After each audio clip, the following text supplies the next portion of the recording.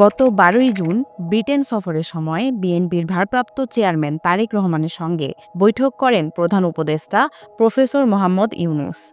তখনই ঘোষণা দেওয়া হয় যে আগামী বছরের ফেব্রুয়ারিতে হচ্ছে বাংলাদেশের জাতীয় নির্বাচন।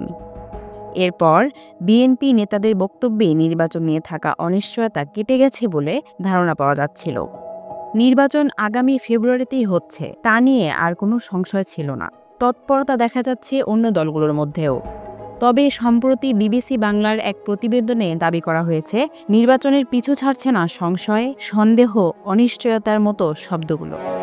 প্রধান নির্বাচন কমিশনার এএমএম নাসির উদ্দিন বলেছেন, তারা ফেব্রুয়ারি থেকে এপ্রিলের মধ্যে জাতীয় নির্বাচন করার প্রস্তুতি নিচ্ছেন।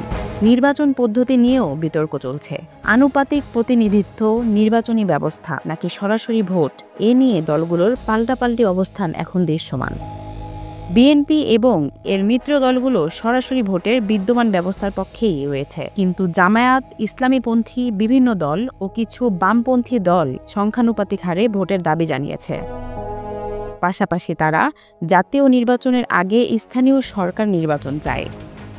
ফলে আবারও প্রশ্ন হচ্ছে, নির্ধারিত সময়ে ভোট হবে তো, নাকি নাটক আরও বাকি?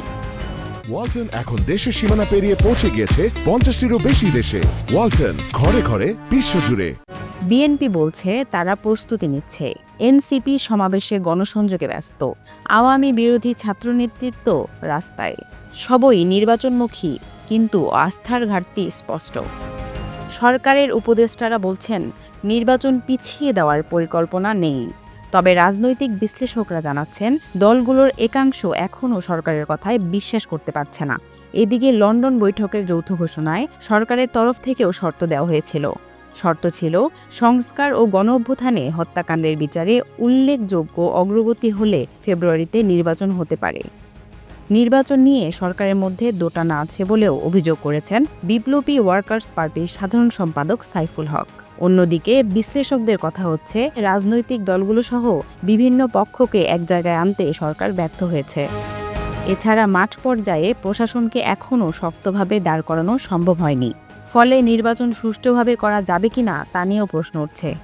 রাজনীতিকদের অনেকে বিবিসিকে বলেছেন, সরকারের প্রায় ১ বছর হতে চললেও এখনও তাদের মধ্যে সমন্বয়ের ঘাটতি আছে। সমন্বিত পরিকল্পনা না হওয়ায় নানা ইস্যু সামনে আসছে এবং সমস্যা তৈরি হচ্ছে। আর এগুলো সব মিলিয়ে নির্বাচন নিয়ে নতুন অনিশ্চয়তা তৈরি হয়েছে।